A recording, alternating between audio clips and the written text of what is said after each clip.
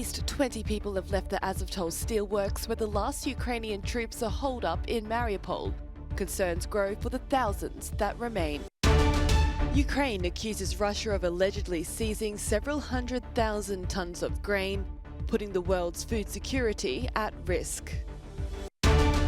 Poland's humanitarian resources start to stretch as country now welcomes more than 3 million Ukrainian refugees. For the first time in 6 years, a US president has attended the White House Correspondents' Dinner, and the war in Ukraine loomed over the jokes.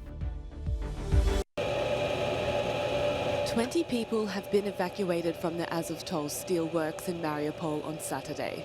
The move was during a ceasefire observed by both Ukrainian and Russian forces. However, Moscow media reports that 25 had left, but has given no indication on where they are going. A Ukrainian deputy commander says he hopes the people will go to Zaporizhia. From 6 a.m. we waited for the arrival of the evacuation column, he says, which arrived only at 6:25 p.m. As of 7:40, we transferred 20 civilians rescued from the rubble to the agreed location. These are women and children. We hope that these people will go in the agreed direction.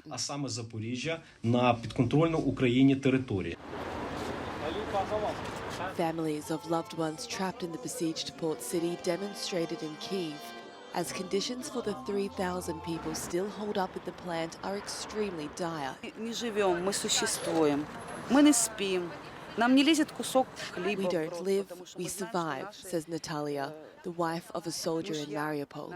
We can't sleep, we can't even eat a piece of bread because our husbands are starving. They don't have water, they don't have medicine, and it's not news that their ammunition is running out.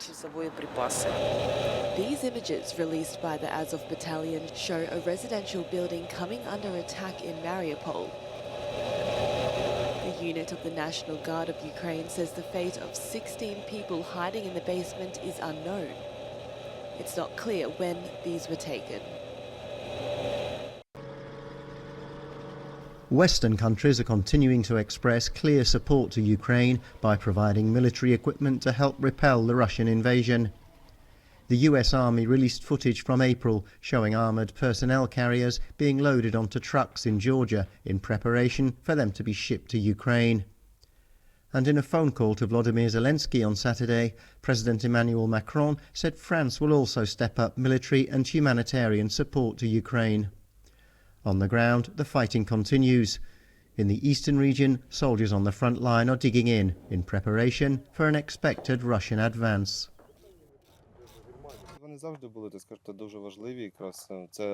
Tanks are very important military weapons in the Ukrainian army. Artillery is good for attacking from a distance, but tanks are important for close combat as they protect soldiers.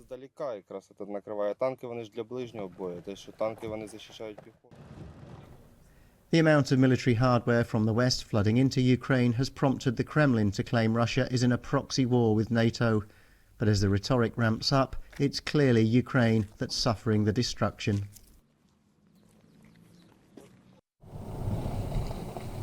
Several 100,000 tons of grain have allegedly been seized by Russian forces. That's according to Ukrainian's Agriculture Deputy Minister.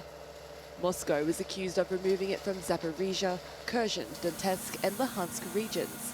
Both countries contribute a third of the world's wheat exports.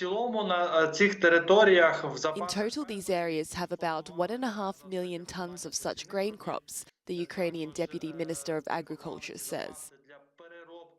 These stocks were formed first of all for sowing. We also formed these stocks for processing into flour, for baking bread for the Ukrainians living in these territories. Of course, this is a significant reserve product. It is worth looking at the high international prices today. It is hundreds of millions of dollars, and there is a significant risk that it will simply be stolen and taken away in favor of Russia. The minister adds grain is not only being stolen from Ukraine, it's being taken from foreign consumers, putting the world's food security very much at risk. The United Nations warns around 1.7 billion people could now face hunger and poverty. Sunflower oil is just one product that has seen a price hike since the invasion in Ukraine.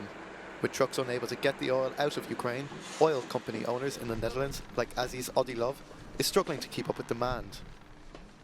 Odilov is also out to warn other owners of fraudsters and criminals who have picked up on the shortage. Here, Odilov says that the market is now filled with oils without certification, meaning it does not meet EU standards. He says there's concern in the industry because they don't know how this oil was mixed, or what kind of additives and ingredients are in it.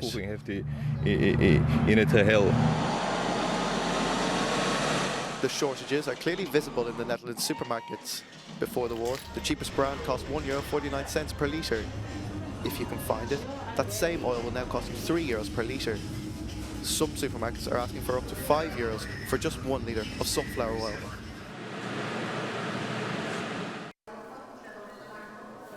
There are now over 3 million Ukrainian refugees living in Poland. That's according to new figures from Poland's Border Patrol. A country of 38 million already, Poland's capital Warsaw alone has grown 15% in population since the Russian invasion of Ukraine began. From the beginning, people were going to their friends or family in Wrocław, Warsaw or Germany, for example.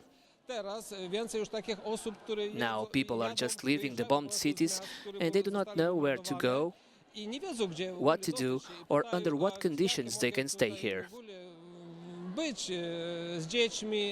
As the war in Ukraine drags on with no immediate end in sight, Poland's initial embrace of refugees is starting to show signs of strain, as resources such as volunteers, housing, classroom space and jobs are running thin. But the mood is one of compassion, ensuring no one will be turned away. It's a chance to award outstanding journalism, but also have a poke at the press and the US president. But Saturday's White House Correspondents' Dinner had a serious tone, with the war in Ukraine raging. Joe Biden had a wholehearted message for journalists not only in America, but globally. What's clear, and I mean this from the bottom of my heart, that you, the free press, matter more than you ever did in the last century. No, I really mean it. I've always believed that good journalism holds up a mirror to ourselves to reflect on the good, the bad, and the true. Tonight, I want to congratulate the awardees and the scholarship winners who carry on that sacred tradition. We've all seen the courage of the Ukrainian people because of the courage of American reporters in this room and your colleagues across the world who are on the ground taking their lives in their own hands. This is the first time a commander-in-chief has attended the black tie event in 6 years. And the occasion marks Biden's first attendance as a US president. The Serbian army has showcased its military equipment as a demonstration of capabilities at an airport near Belgrade. The Chinese missile system FK-3 was shown to the public for the first time. The Serbian president assured onlookers that its military hardware was not a threat to anyone and only represented a powerful deterrent against potential attackers. Iraqi security forces have seized more than 6 million Captagon pills. Officers seized the stimulant drug from a warehouse in Baghdad's southwest, adding they were set for distribution across the capital and other provinces. Iraq is cracking down on drug trafficking. The department's colonel says they've arrested 4,000 drug dealers in the past 3 months. In China, fewer people are expected to travel during the Midday holiday that started on Saturday, compared to last year. The government's zero COVID tolerance prompted local authorities to call on residents to spend their holiday at home and reduce the size of gatherings. The Forbidden City was unusually quiet on Saturday.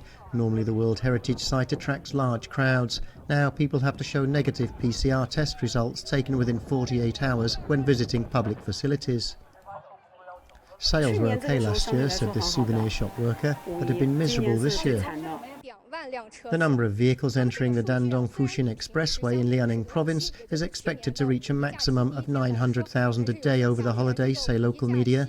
The number of people using public transport is expected to drop by about 60% from last year. China reported just over 1,400 confirmed cases of COVID over the past 24-hour period, as well as over 9,000 asymptomatic cases.